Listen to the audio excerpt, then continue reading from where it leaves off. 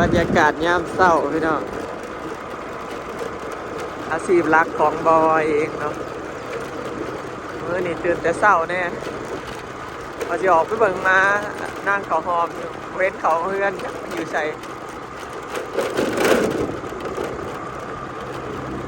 ปกติมันสิเข่ามามันขึ้นบ่อยเมื่อยเริ่มไปออกเอามาฝนตกเด้พี่น้องเมื่อกี้นักกระยุดไปบางบอยออกมาตกปล่อยๆดอกบ่แห้งเนาะบรรยากาศดีครับเย็นสบายหลังจากที่ฮ้อนมาหลายมื้อเนาะฮ้อนมากเนาะฝนนะก็มาตกมาอีปีใช่ไหมถ้าตกแห้งๆนี่อีกบาทหนึ่งนี่ได้เป็นยังอึ่งนะพี่น้องเลยตกแห้งกลางคืนเนาะ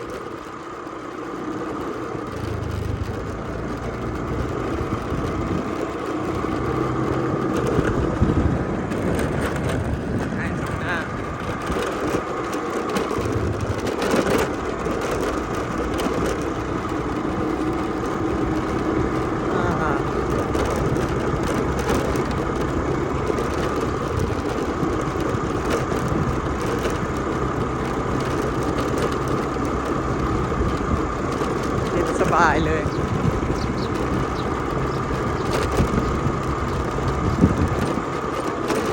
รอดแล้ว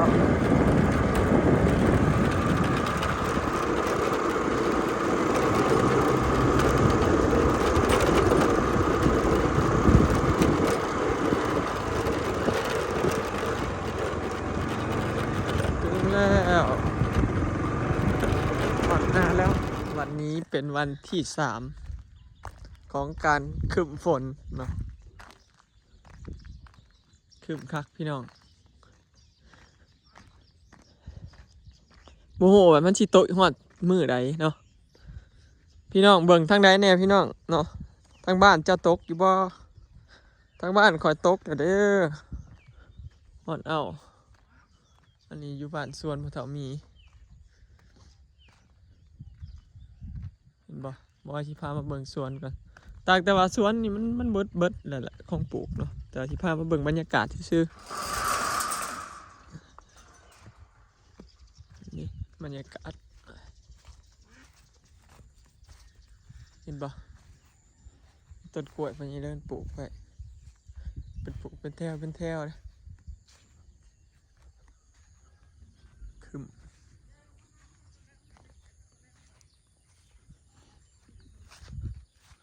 บรรยากาศดีพี่น้องยามเสาร์นี่สดชื่นดีปลอดโปร่งเนาะอยู่นะฝนตกมากอากาศสดชื่นปลอดโปร่งเบิดเลยเย็นสบายแล้วก็บ่มีฝุ่นเขาใกล้สิเขาสู่ย่ำหน้าแล้วอีกบ่ดนก็คือสิพากันลงไห้ลงหน้าละอีกบ่กี่เดือนเนาะตอนเดินเรามาเกลือปลาเราจะได้เหมือนมาแกงผักบุ้งผักตูบกมาแกงเนาะเบิ่งเย็นสบายเลยเนาะ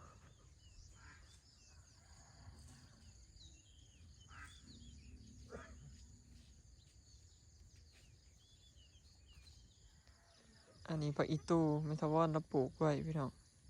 ปลูกเลี้ยงตามคันนี่เลยเนาะงามน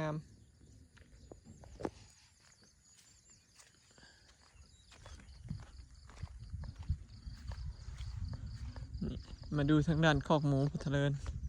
ตะกี้บอกว่าชิ้นใหญ่หมูมันอยู่พี่เสาคอกหมูพุทธเลินไปเลี้ยง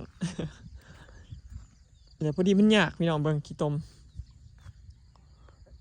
ดินถมใหม่แล้วมันยากหลายอย่างนะเราลดเข้ามากกับพอไทยเวลาอยากเอาโฮฮานมาไหวก็ยากเลยก็เลยถามรอบหนาพุ่นละพอหมูมันได้ขายช่วงนั้นยามเดือน6 เดือน 7แหละแต่ว่าคอกเนี่ยบอยล้างไว้แล้วมาล้างกับสลอยล้างเตรียมไว้พอพุทธเลิศเราบริคุณมึงเถื่อกเรายังบ่มีทุนคุณเราก็เลยหยุดเฮ็ดคอกไว้แล้วอยากเอามาคุณก็มาคุณเลยพะนะ คันมันอันนั้นก็เสียมาคุณอยู่พี่น้องอ๋อปลาละอีปลาภาษาเลื่อนพี่น้องใหญ่ไปเลยเด้เพราะว่าตอนเอามาปล่อยมันใหญ่ไปเลยเดี๋ยวพอมาเลี้ยงกับเบิ่งกันใหญ่เนาะพอปีกมันแล้วพี่น้องเดี๋ยวมันจะขี้มันกินผักบ่งแล้วจะเหียน เรามาเกลือคูมือ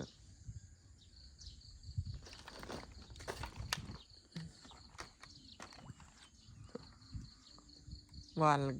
านลงตึกลงพอดีเลยนี่พี่น้องไก่เด้อจ้าไก่สิหอนยามลงนาแล้วขี้หมูสลอยซื้อมาไว้เนาะญี่ปุ่นควายกินจนหมด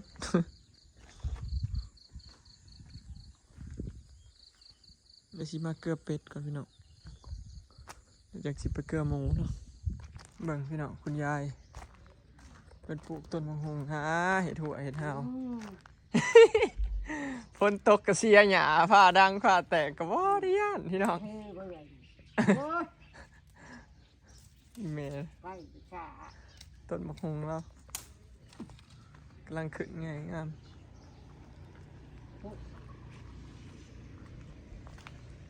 มาเก็บใบกระโดดกันพี่น้องใบกระโดดอ่อน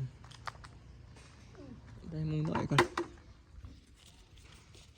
กำลังงามเลยจ้าเนาะช่วงนี้ปลาหน่อยกำลังขึ้นมันขึ้นพร้อมกันโดดกับใบกระโดดเนาะหมดแดง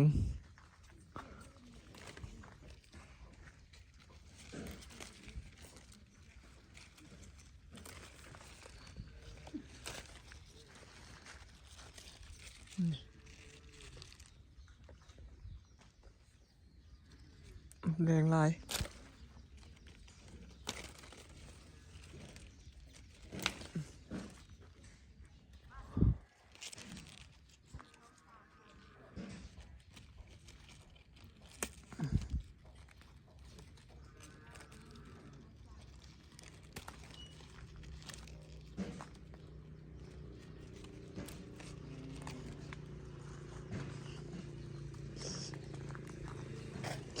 อุ้ยมันแดงครบ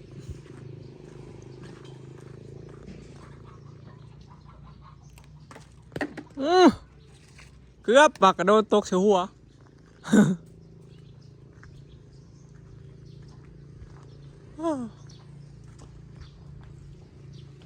รุดโป๊กโหลดพี่น้องเมื่อกี้นี่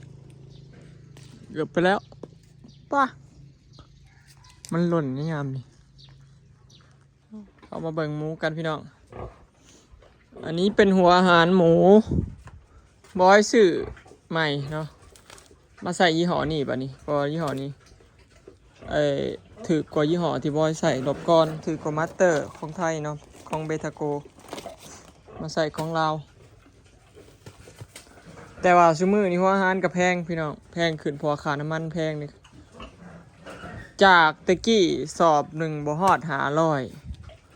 เดี๋ยวนี้สอบหนึ่งประมาณ500น้อยๆนี่แหละเบอร์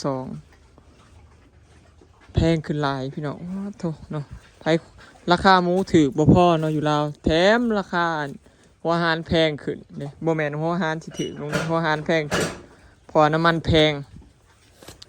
40สอบพี่น้องเนาะลงอาหารใหม่ลงอาหารหมูใหม่40สอบเบอร์2หมู20โตเนาะอันนี้ก็นี่รอฮักกระสมแล้วเนาะสมวันที่15มื้อนี้ฮักก็ได้10นิดหน่อย10มื้อน้อยๆอันนี้ก็คือกันพี่น้องสมวันที่9ประมาณ20มื้อน้อยๆนี่แหละอีกบ่โดดก็คือสิฮู้ว่าติดบ่ติดนะ25มื้อเนาะ15หา20มื้อคันกาย25มื้อไปบ่ขึ้นก็แสดงว่าติดหมู่แต่ว่าถ้าก็ได้20น้อยๆก็สิชั่วก็คือฮอด25มื้อขึ้นไปหมูตัวนี้มานพี่น้องท้องบักใหญ่เลยจะคิดได้จักโตฮักก็ได้2 เดือนปลายเนาะ2 เดือนกับ20มื้อนี่แหละเกือบ3 เดือนแล้ว ฮอดวันที่สี่ฮอดวันที่สี่นี่คือฮอด3 เดือนเนาะอีกบ่โดนน่ะสิเป็นเดือน6คอร์ดเดือน5เดือน6คอร์ดเดือน6คอร์ดเนาะมันนั่งอันเฮงๆประมาณนี้พี่น้องอันนี้อาชีพของบอยเนาะอาชีพเสริมเกือบเป็นอาชีพหลัก เบิ่งหมูหน่อยค่อยแยกแล้วพี่น้องอันนี้อยู่นี่12 โต12 โตอยู่พุ่น8เนาะแยกไปขอบพุ่นกำลังอ้วนกำลังเบ่งโตอ้วนแยกอันนี้ลูกนั่งกันบุญหลายแลนเลดพี่น้องลูกนางบุญหลายแต่ว่ามีไทยเดนมาร์กปนน้ำเพราะว่าอยู่นี่12เลยญี่ปุ่น8เอาไปแต่8ของมันหน่อยฝนตกมาอีกแล้วเดี๋ยวที่พาไปเบิ่งคลองนั่นพี่น้องฝนมาอีกแล้วจ้าโย่ฝนตกยังบ่แล้วเวียกซ้ำอันนี้ก็หัวหานพี่น้องมันบ่เบิดเอาไว้อย่างนี้บ่เบิดก็เลยไปไว้ที่ฝั่งพุ่นน้ำอันนี้นั่งอันนี้ก็ส้มมาเมื่อกี้นี่2 วันที่ 17นี่แล้วก็ได้8 มื้อเนาะนั่งอันนี้ก็จักเป็นอะไรพี่น้องหมูตัวนี้คือปติดขาเบิ่งแล้วเอาใบกระโดนหอยเพิ่นดู8 โตอยู่นี่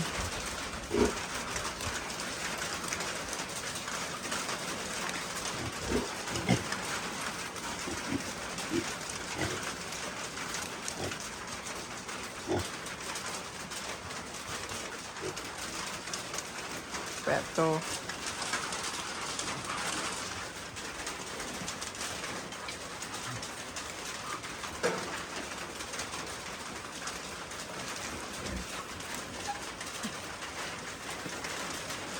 ประมาณนี้พี่น้องหมูบอยเนาะ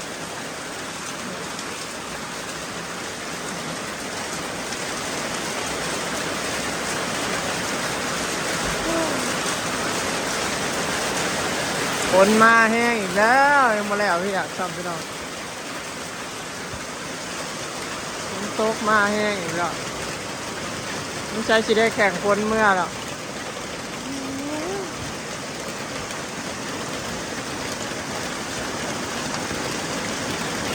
โอเคเนาะพี่น้องคลิปนี้ก็สิขอเก็บภาพจากบรรยากาศด้วยซัมดีเด้อเนาะพี่น้องไปแล้วสบายดีฝนตกมาแต่เช้าเลยมื้อนี้